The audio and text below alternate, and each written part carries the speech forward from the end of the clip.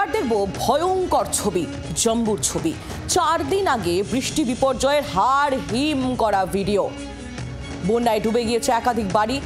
ভিডিওটি কেবি স্কুলের কাছে গুজ্জার কলোনি।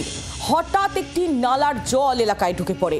চোখের পলকে 6 থেকে 7টি বাড়ি এই জলের স্রোতে ডুবে যায়।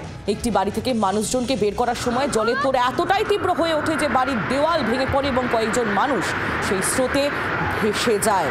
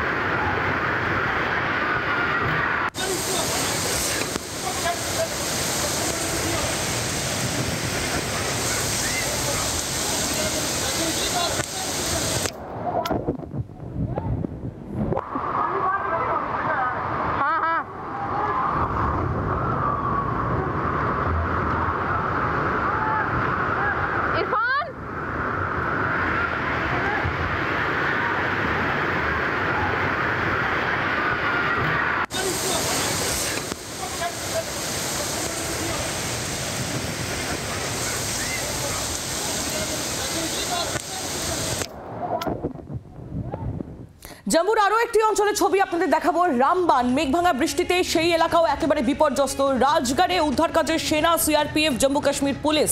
এখনো পর্যন্ত 4 জনের দেহ উদ্ধার হয়েছে। শুক্রবার রাতে ভয়াবহ হরপা বান, কাদা পাথরের স্রোত নেমে আসে, চাপা পড়ে যায় বহু বাড়ি এবং সেই জায়গাতেই রাজগড়ে উদ্ধার কাজে নেমেছে সেনা, সিআরপিএফ, জম্মু কাশ্মীর পুলিশ। এখনো পর্যন্ত 4 জনের দেহ উদ্ধার হয়েছে। শুক্রবার রাতের ভয়াবহ হরপা বান, আপনারা জানেন সেই হরপা বানে বিপর্যস্ত হয়ে পড়ে জম্মুর একাধিক এলাকা। কাদা পাথরের স্রোত নেমে আসে এবং যার জেরে চাপা পড়ে যায় বহু বাড়ি। মেঘভাঙা বৃষ্টির জেরে এই বিপর্যয় বলে এখনো পর্যন্ত জানা গেছে। জম্মুর রামবান এলাকা সব থেকে বেশি ক্ষতিগ্রস্ত। রাজগাঁও এলাকায় উদ্ধার কাজে সেনা, সিআরপিএফ, জম্মু কাশ্মীর পুলিশ। রাজীব চক্রবর্তী আমাদের প্রতিনিধি রয়েছেন আমাদের সঙ্গে টেলিফোন লাইনে। রাজীব, কি পরিস্থিতি এই মুহূর্তে জম্মুর, কি খবর পাচ্ছ? দেখো, জম্মু রিজিয়নের বিভিন্ন জায়গায়, বিশেষত রামবান, কিস্তোয়ার, আরএসপুরা সেক্টরে একেবারে ভয়াবহ পরিস্থিতি।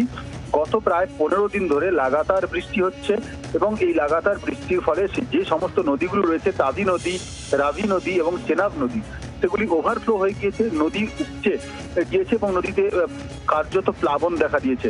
এবং যেহেতু পাহাড়ি উপত্যকা এলাকা, এই নদীগুলির কারণে নদী উপত্যকায় এবং সেখানে পাহাড়ের যারা কোলে বসবাস করেন, যাদের ঘরবাড়ি রয়েছে, তাদের সরিয়ে নিয়ে যাওয়ার চেষ্টা হয়েছে, কিন্তু বহু মানুষকে সরিয়ে নিয়ে যাওয়া গেলেও কিছু মানুষকে সরানো যায়নি, যার ফলে বেশ কিছু প্রাণহানির ঘটনা ঘটছে। এবং যে সংখ্যা পাওয়া যাচ্ছে, এখনো পর্যন্ত 30 থেকে 35 জনের মৃত্যু হয়েছে বলে গত কয়েকদিনে যে খবর আসছে, এবং বহু মানুষ নিখোঁজ রয়েছেন এই খবরও আসছে। এলাকা পরিদর্শন করেছেন বিভিন্ন এলাকা, রামবান সহ কিস্তোয়ার এই এলাকা পরিদর্শন করেছেন রাজ্যের মুখ্যমন্ত্রী ওমর আবদুল্লাহ এবং রাজ্যের উপরাজ্যপাল মনোজ সিনহা।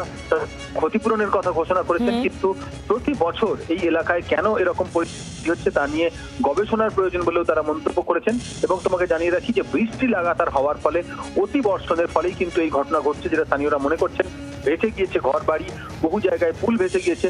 ভয়ঙ্কর পরিস্থিতি তৈরি হয়েছে রামবান এলাকায়, যেখানে জম্মুর সঙ্গে কাশ্মীরের যোগাযোগের একটি অন্যতম গুরুত্বপূর্ণ একটি পথ, সেই রামবান কিন্তু কার্যত ধসে গিয়েছে বলে জানা যাচ্ছে। একেবারে রাজীব, ধন্যবাদ তোমায়। নজর রাখো।